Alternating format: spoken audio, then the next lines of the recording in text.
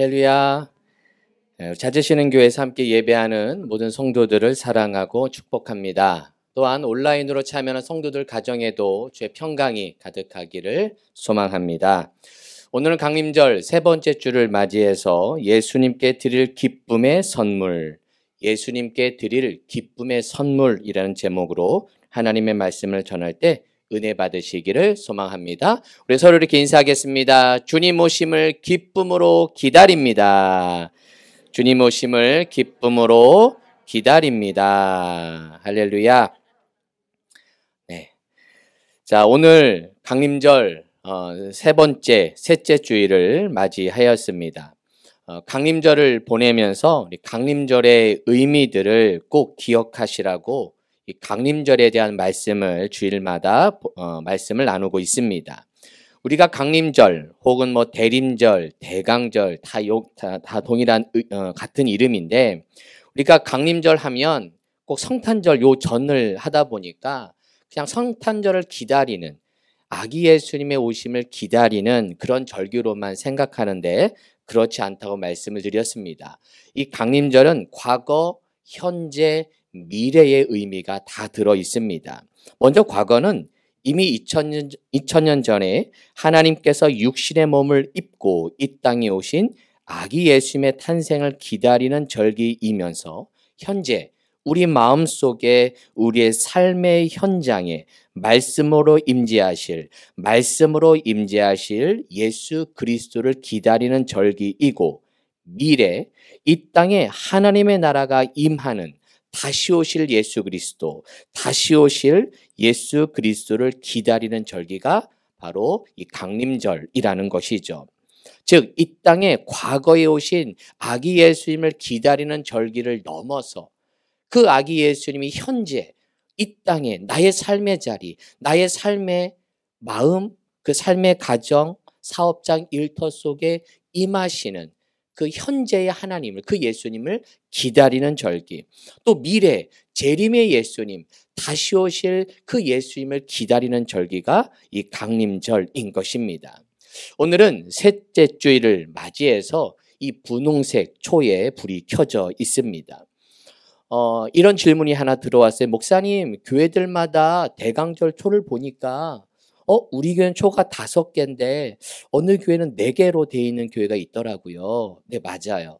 4개로 구성된 교회도 있고 5개, 즉 어느 교회는 흰색 초를 빼고 이 보라색 초와 분홍색 초로 구성된 4개의 초로 구성한 교회들도 있어요. 그래서 마지막에 원래는 이 강림절, 이 대강절은 보라색 초와 3개와 분홍색 초 하나에서 총 4개가 이제 강림절의 기간이고 마지막 성탄절의 흰색 초를 켜기 때문에 요 흰색 초를 빼고 요 4개 초로 구성된 교회들도 있고, 그러니까 목사님들마다 그 목회의 그 기준에 따라서 목회의 어떤 메시지에 따라서 4개냐 혹은 5개냐 이렇게 조금 구분이 되고 있다라는 것.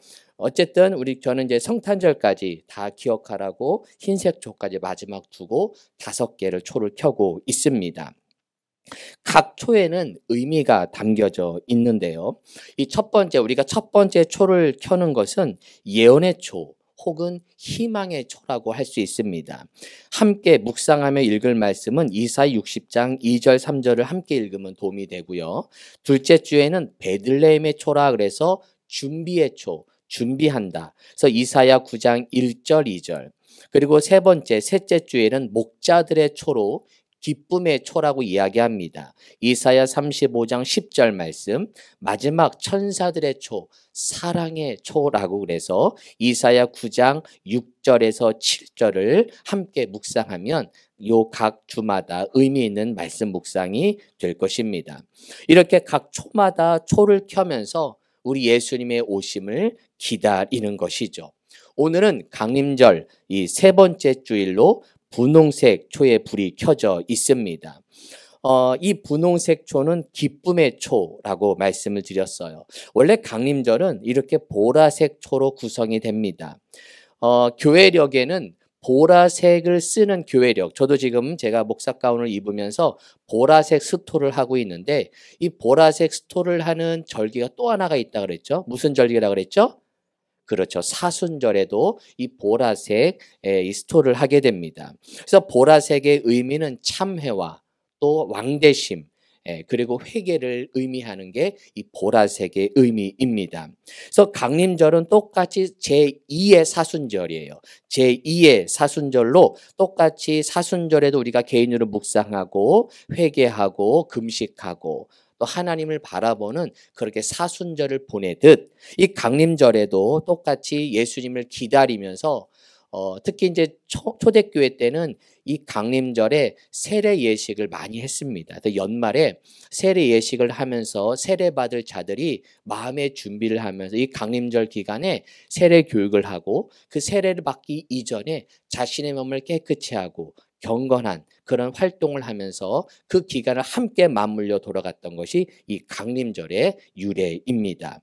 그래서 이 강림절에는 원래는 회개와 참회와 또 묵상, 또 금식하는 그런 경건한 그런 기간으로 보내는데, 그러나 셋째 주만큼은 의미를 좀 다르게 둡니다.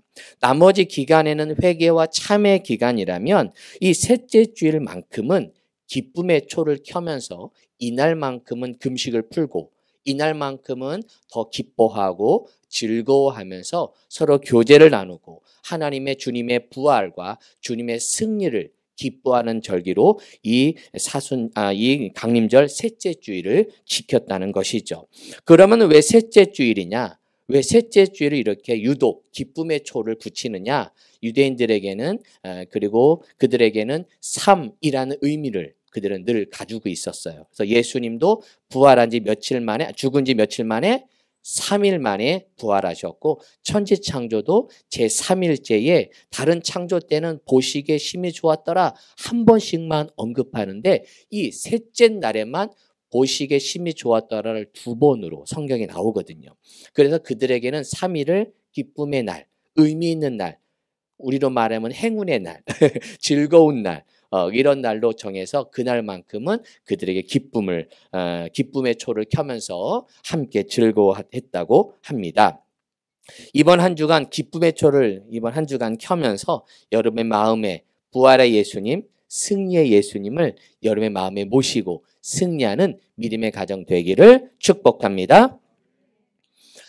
오 헨리가 지은 크리스마스 선물이라는 단편 소설이 있습니다. 크리스마스 선물. 아마 들어보시면 이 책의 내용을 기억하는 분들이 계실 겁니다.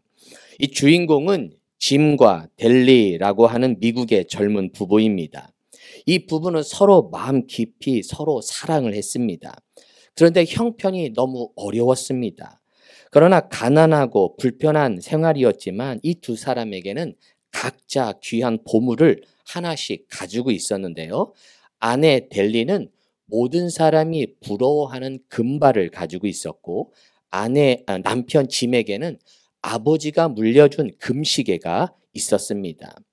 어느 해 크리스마스가 다가오자 델리는 사랑하는 남편에게 크리스마스 선물을 주려고 주머니를 털었어요. 그런데 1달러 87센트 동전밖에 없는 겁니다. 이 아내 델리는 생각도 못해 아끼는 자신의 금발을 팔아서 남편 짐의 금시계에 걸맞는 시계줄 하나를 삽니다. 왜냐하면 남편이 가지고 있는 금시계에는 시계줄이 없었기 때문이죠. 저녁이 되어 남편 짐이 돌아옵니다. 그런데 아름답게 출렁이던 아내 델리의 머리카락이 잘려 있는 겁니다. 짐이 깜짝 놀라자 아내 델리가 말합니다. 여보, 내가 내 머리카락 잘라서 당신의 선물로 시계줄을 사왔어요. 시계줄을 사왔어요.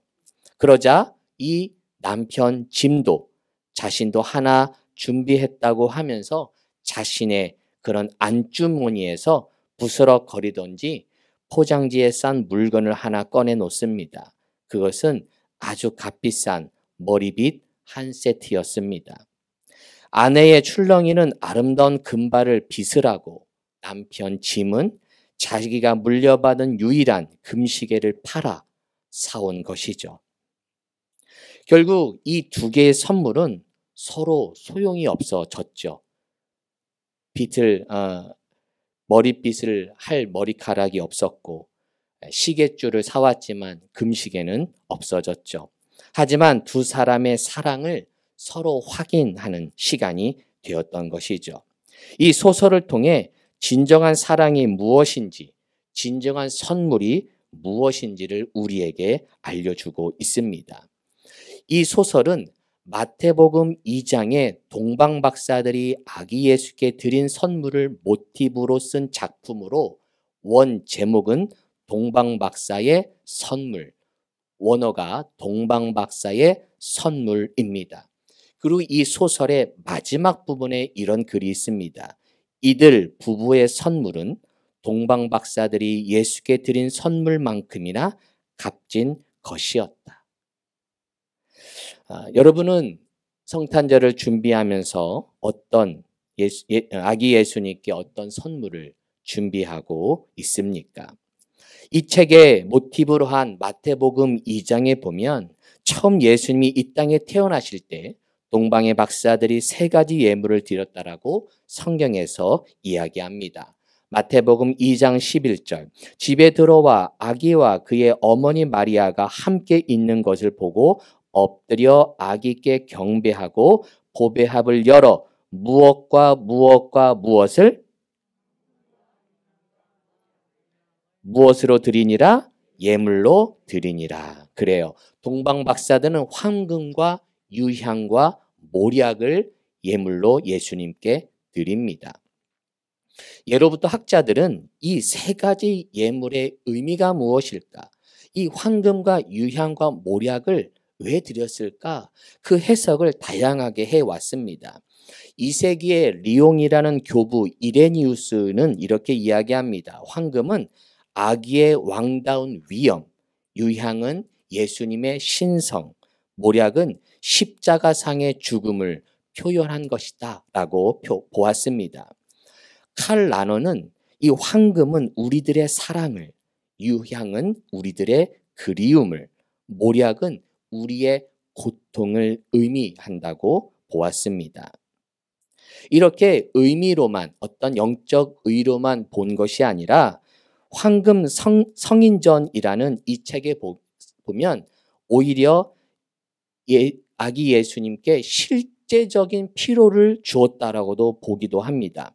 황금을 드린 이유는 마리아가 가난했기 때문에 아기 예수님 키우려면 돈 필요하잖아요. 그래서 황금을 주었을 것이다. 유향은 마구간이 악취가 많이 났으니까 그 악취를 없애기 위해 드린 것이다. 모략은 아기의 몸을 튼튼하게 하고 해충을 몰아내기 위해 모략을 드렸을 것이다 라고 아주 실제적인 그런 의미로 또 보기도 합니다. 어쨌든 여러 학자들의 선물에 대한 다양한 해석과 의미를 역사적으로 해왔는데요. 다 의미 있는 해석들입니다. 저는 이 학자들의 해석을 종합하고 또 우리의 삶에 또 우리 교회 상황에 이 말씀을 적용하면서 이 3가지 선물을 주님께 드린다는 것, 우리가 예수님께 이 3가지 선물을 드려야 하는데 그 선물의 의미는 무엇일까 하나하나 찾아보면서 또 적용해 보고자 합니다.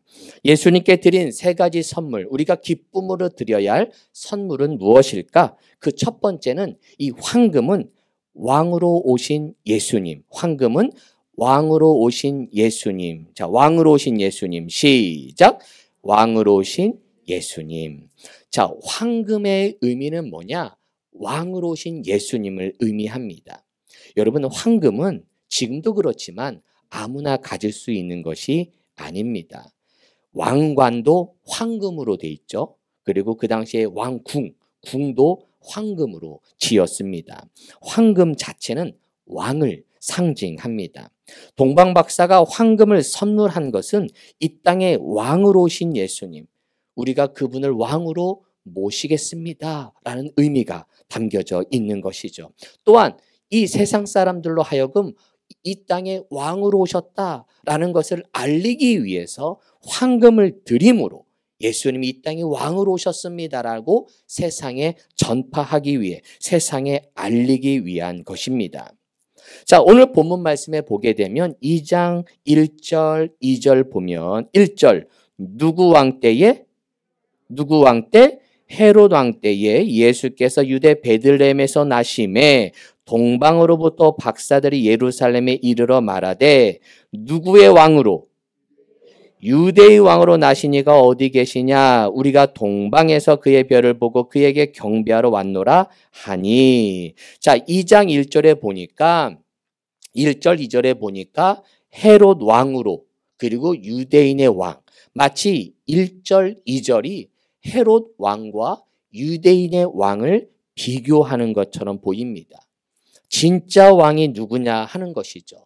헤롯 왕으로 섬길 것이냐, 유대인의 왕을 섬길 것이냐라는 것을 성경에서 우리에게 말하고 있는 것입니다. 왕이 태어났는데 누가 진짜 왕으로 섬길 것이냐, 세상의 왕 헤롯 왕을 섬길 것이냐, 만왕의 왕 유대인의 왕 하나님의 하늘의 왕이신 예수를 섬길 것이냐 라는 질문을 우리에게 하고 있는 것이죠. 여러분, 헤롯 왕을 섬긴다는 것, 세상 왕을 섬긴다는 것은 내가 왕이 되는 거예요. 누가 왕이 되는 것?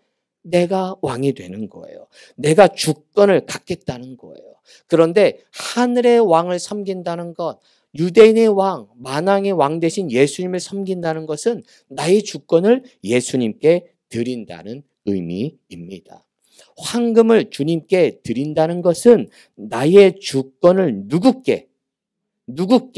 주님께 드리는 것입니다. 황금을 주님께 드린다는 것은 나의 주권을 주님께 드리는 것입니다. 시작!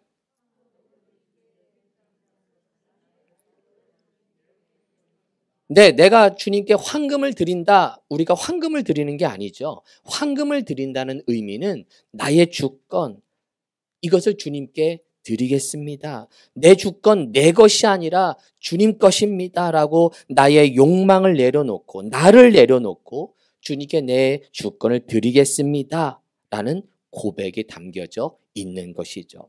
우리가 이해가 되지 않아도 유익이 없어도 순종할 수 있는 것, 주님을 나의 왕으로 모시기 때문에 그분의 말씀이라면 내가 그분 말씀 앞에 굴복하는 거예요. 나에게 유익이 없어도 내가 이해가 되지 않아도 주님의 말씀 앞에 그의 왕되심 앞에 내가 무릎 꿇을 수 있는 것, 황금을 드리는 것, 내가 황금을 드림으로 인해 나의 주권이 주님 것임을 고백하는 것이죠. 여러분, 주님께 황금을 드림으로 나의 주권을 주님께 드리기를 축복합니다. 이번 강림절을 맞이하면서 예수님의 오심을 기다리면서 내가 준비할 선물은 나의 왕 대신 나의 주권을 주님께 드리겠습니다. 그런 믿음을 달라고, 그렇게 드릴 수 있는 믿음을 달라고 준비하고 기다리는 이번 강림절이 되기를 축복합니다. 두 번째는 유향을 드리게 됩니다. 유향은 십자가 지신 예수님, 십자가 지신 예수님. 시작! 십자가 지신 예수님. 유향은 우리 홍종락 장로님, 우리 박계정 권사님네 사업장에 가면 이 유향 냄새가 아주 잘 나요. 예, 그 여러 문화권에도 이 유향은 기분 좋은 방향제로 쓰여지게 되었습니다. 어느 학자처럼 마국간의 악취를 없애기 위해 아기 예수님께 유향을 드린 것으로 보고 있습니다. 유향은 연기가 되어 하늘로 피어오르죠. 그래서 그 향기는 사라져요. 우리들에게 좋은 냄새를 줌으로 인해서 그 향은 사라지고 없어지죠. 예수님도 우리에게 생명을 주시기 위해 유향이 되어주시고 사라지시고 없어지신 그 예수님의 십자가 사건, 새 생명을 주시기 위해 십자가에서 자신을 태우신, 자신을 죽으신 그 의미를 담겨져 있는 것이죠. 우리가 이렇게 초를 켜면서 이 초는, 이 파라핀은 예수님의 인성, 예수님의 죽으심, 그래서 타면서 점점 초가 줄어들고 있죠. 그래서 저는 이 초가 아주 줄어들기를 기대하고 있어요. 이거를 보면서 초가 줄어들고 있구나. 예수님이 지금 사라지고 있구나. 그러면서 나도 저렇게 십자가 지면서 사라지는 모습. 그러면서 저 불꽃은 예수님의 신성. 저렇게 죽었지만 사라졌지만 없어지는 존재가 아니라 부활하고 승천하셔서 세상의 빛으로 세상의 빛으로 생명의 떡으로 이 땅에 오신 예수님을 보여주시는 거죠. 이렇게 유향은 자신의 몸을 드리는 십자가상의 예수님을 표현하고 있는 것이죠. 즉 유향을 드린다는 것은 우리도 마찬가지로 십자가를 지는 삶, 섬김의 삶을 살겠다고 결단하는 겁니다. 유향을 주님께 드린다는 것은 십자가를 지는 삶, 섬김의 삶을 살겠다는 것입니다. 시작! 유향을 주님께 드린다는 것은 십자가를 지는 삶, 섬김의 삶을 살겠다는 것입니다. 나를 태우겠습니다. 내가 녹아지겠습니다. 내가 십자가 지겠습니다. 의 고백인 것이죠. 저는 올해 이제 12월이 되니까 늘 연말을 생각하면 지난 1년을 생각을 하게 됩니다. 1년 동안 우리 찾으시는 게 성도들 십자가 지고 여기까지 오신 것 축복합니다. 할렐루야. 잘 지고 오셨습니다. 십자가 지었기에 희생의 십자가, 섬김의 십자가를 지셨기에 여기까지 온 줄로 믿습니다. 보니까 다 자기 십자가 지고 잘 따라오셨어요. 너무 감사해요. 그렇게 나의 십자가 지고 따라왔기 때문에 우리 찾으시는 교회가 여기까지 주님의 은혜로 감당한 줄로 믿습니다. 여러분, 연기는 막힌 문을 통과시켜요. 가끔 저희 집도 생선을 구워 먹으면 문을 닫아요. 그런데도 문을 열면 냄새가 컥 있어요. 아무리 문을 닫는다고 해도 그 냄새 연기는 막지를 못해요. 예수님의 사랑은 연기 같아요. 내 마음의 문이 닫혀 있어도 내 마음의 문을 닫으려고 해도 예수님의 사랑은 그 문 틈으로 들어가서 그 사람을 녹이고 그 사람을 변화시키는 주님의 힘이 있습니다. 유향은 강함이 아니라 유연함이에요. 유향은 강함이 아니라 유연함, 희생이고 눈물이에요. 눈물이 사람들을 변화시켜요. 강함이 사람을 변화시키는 것이 아니라 눈물과 희생과 십자가가 사람들을 변화시키는 것이죠. 유향은 눈물이에요. 유향은 져주는 거예요. 우리가 주님께 유향을 선물한다는 건 내가 십자가를 지겠습니다. 나는 사라지고 예수만 보여지게 하겠습니다. 내가 약함으로 녹아짐으로 내가 태워 없어짐으로 예수님께 사랑을 전하겠습니다. 이웃을 사랑하겠습니다. 예, 고백인 것이죠. 여러분, 유향을 드림으로 주님께 나의 사랑을 올려드리는 그 유향을 통해 아름다운 사랑을 전하는 복된 성도 되시기를 축복합니다. 마지막 세 번째, 이 모리학은 치료자로 오신 예수님, 치료자로 오신 예수님, 시작! 치료자로 오신 예수님을 뜻합니다. 이 고대인들에게 모리학은 낙원의 풀이었다고 합니다. 그래서 모리학은 상처를 치료하는 치료제로 쓰였다는 것이죠. 예수님은 이 땅의 치료자로 오신 분이세요. 여러분, 우리는 믿음 생활을 하는 순간 우리는 깨달아요. 나는 영적인 환자다는 것. 세상에 살 때는 나는 아픈 거 하나도 없고 다 건강한 것처럼 보이지만 우리의 마음은 늘 상처와 아픔들, 또 우리는 늘 연약함을 우리는 알게 됩니다. 그래서 예수가 필요한 거죠. 내가 신앙을 갖는다는 건 내가 환자입니다. 내가 죄인입니다. 라고 고백하는 자에게만이 신앙이 들어가는 거예요. 그래서 신앙의 출발은 세례거든요. 세례가 뭐예요? 세례할 때 가장 먼저 문답을 할 때 당신은 죄인입니다의 고백을 해야만 세례가 의미가 있는 거예요. 그래서 우리가 세례식을 할 때 그냥 물을 살짝 뿌리기만 하지만 원래 세례는 침례예요. 예수님도 침례를 받으셨어요. 물에 완전히 잠기는 거예요. 내가 죽는 거예요. 이전에 내가 없어지는 거예요. 그리고는 다시 일어남으로 인해서 다시 새로운 삶을 살게 되는 것이죠. 그래서 내가 환자라는 것, 내가 주님의 은혜가 필요한, 내가 치료가 필요한 사람이라는 것을 인정해야만 바로 예수님 복음이 필요한 것이죠. 가늠한 여인이 현장에서 잡혔어요. 유대인들이 예수님을 시험하려고 그 여인을 예수께 데려왔죠. 이 여인을 어떻게 할까요? 율법에는 돌로 치라고 했습니다. 예수님 어떻게 할까요? 예수님이 고민이 되셨죠. 그런데 예수님이 그 땅바닥에 뭘 글씨를 썼대요. 뭘 썼을까요? 뭔가 썼대요. 그래서 학자들이 재밌게 이야기합니다. 그 앞에 서 있는 너 김아무개 너 이런 죄 졌지? 그럼 그 죄를 다 썼지 않았을까? 그러니까 죄 없는 자가 돌로 쳐라 했을 때 그걸 보더니 아이고 날 어떻게 하셨지 하면서 한 명 한 명 도망갔다고 재미있게 학자들도 그렇게 이야기도 합니다. 너희 중에 죄 없는 자가 먼저 돌로 치라. 우리는 다 환자라는 것, 우리는 다 죄 없는 자라는 것을 깨닫는 순간 바로 예수님이 이 모략으로 오신 그 예수님이 필요한 것이죠. 여러분, 내가 죄인이고 내가 치료받을 자임을 여러분 알게 되기를 축복합니다. 그래서 믿음이 들어가면 그리고 주님 만나면 내가 회개가 터져요. 그냥 이성의 회개가 아니에요. 성령을 체험하면 내가 생각지도 못했던 과거의 죄까지 나는 그게 죄가 아니야. 그렇게 했던 나의 모든 죄가 하나님이 떠오르게 하면서 그렇게 눈물로 회개하게 되더라고요. 그냥 내 머릿속으로 그냥 윤리적인 그런 회개만 했는데 주님을 만나게 되니까 그 윤리적인 게 회개 그 수준이 아니더라고요. 정말 영적 깊은 곳에 주님의 은혜가 아니면 살 수 없는 존재임을 알게 되는 것이죠.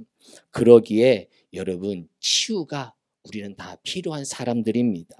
여러분 예수님 만나 치료자 대신 예수님 만나 치유받고 회복되기를 축복합니다. 그래서 여러분 사역하기 전에 먼저 무엇을 받자? 치유받아야 돼요.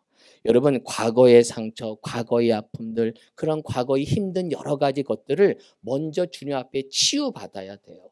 그래서 주님을 만나서 먼저 회복되고 치유받고 그리고 사역의 현장을 섬길 때 그 사역이 활발하게 되고 그 사역이 사람을 세우는 사역이 될 수 있는 거예요. 그래서 내가 먼저 치유받고 내가 먼저 회복되고 그래서 상처 입은 치유자 내가 먼저 상처받았지만 그걸 치유받아서 다른 사람을 치유하는 사람이 되는 거예요. 근데 내가 먼저 치유받는 게 필요한 것이죠. 그래서 성령이 나에게 임하시면 주님의 나를 치유하시는데 주의 성령이 내게 임하셨으니 이는 가난한 자에게 복음을 전하게 하시려고 내게 기름을 부으시고 나를 보내사 포로된 자에게 무엇을 자유를 눈먼 자에게 무엇 보게 함을 다시 보게 함을 전파하며 눌린 자를 어떻게 하고 자유롭게 한다.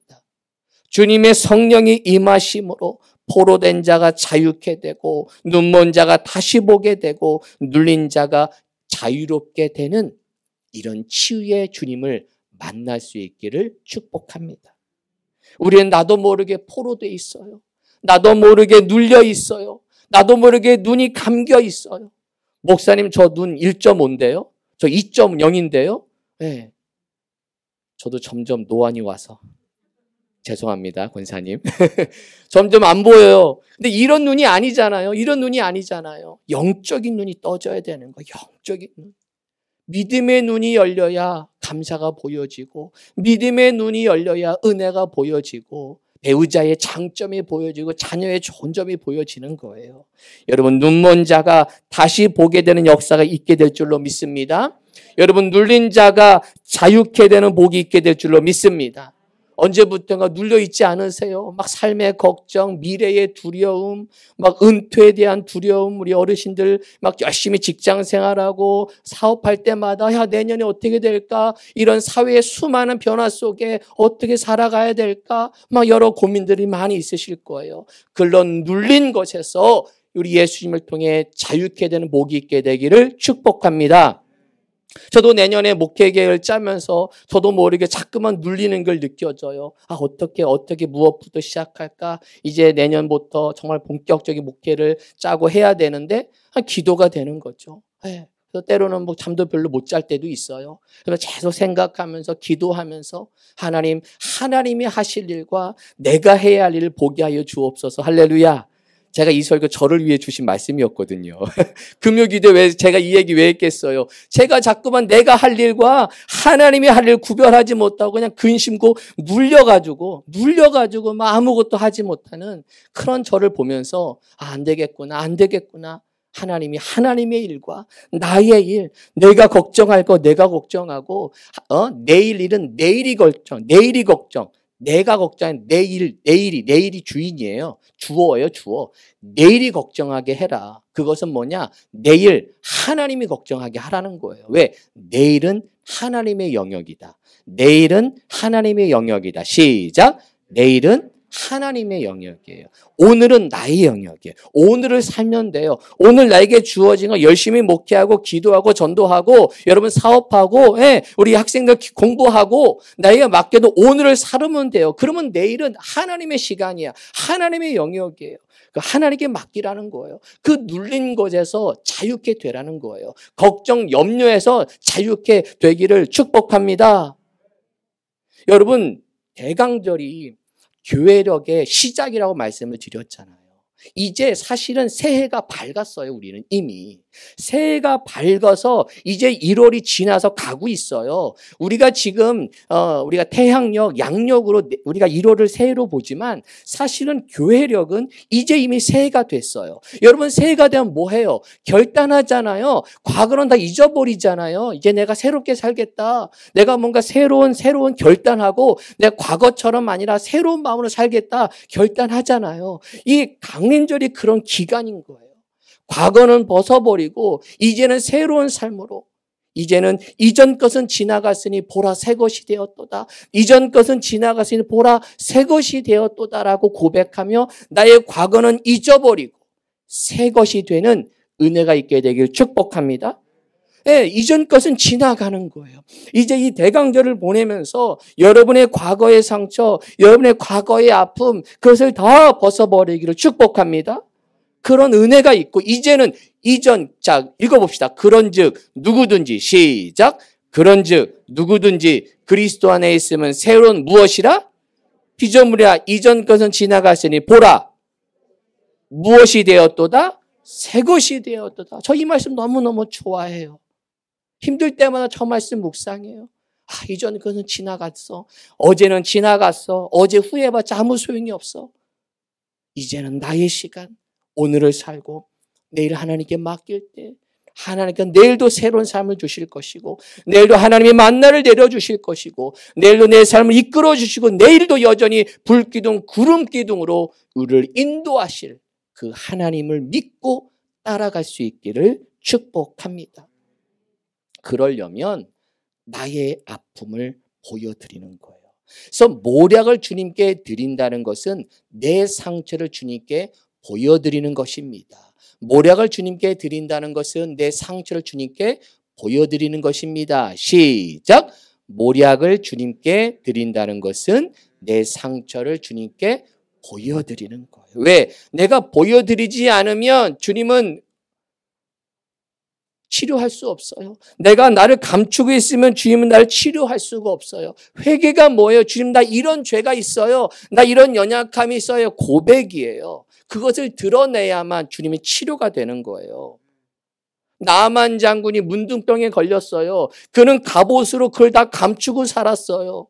그럴 땐 그의 치료가 임하지 않았어요. 그것을 벗고 요단강에서 목욕해라. 목욕하려면 갑옷을 다 벗어야 돼요. 그 문둥병을 다 그 몸의 피부의 아픈 부분을 드러내야 돼요. 그래야 하나님의 치유가 임하는 거예요. 드러내야만, 내 아픔을 하나님께 고백해야만 주님의 치료가 임하게 되는 것입니다. 여러분 믿음 생활 하면서 가면 쓰지 말고 내 안에 있는 것 주 앞에 보여드릴 수 있기를 소망합니다. 안 아픈 척 하지 말고 건강한 척, 상처 없는 척 하지 말고 내 아픔 주 앞에 내려놓고 기도하며 하나님 나의 아픔을 치료해달라고. 그래서 그렇게 치료할 때 하나님이 이전 것은 지나갔으니 보라 새 것이 되었도다. 새 것이 되는 은혜가 있게 될 줄로 믿습니다. 주님께 모략을 드림으로 주님이 주시는 새로운 삶, 이제 우리가 강림절을 보내면서 이전 것은 보내고 이제는 영적인 새로운 삶으로 영적인 믿음의 길을 걸어가는 주의 성도 되기를 축복합니다. 사랑하는 성도 여러분, 황금을 드림으로 주님을 왕 되신 예수님으로 모심으로 나는 죽고 나의 주권을 예수님께 드림으로 예수로 살아가기를 축복합니다. 유향을 드림으로 내가 녹아지고 내가 죽어지고 그래서 십자가 지고 섬김의 삶으로 살아갈 수 있기를 소망합니다.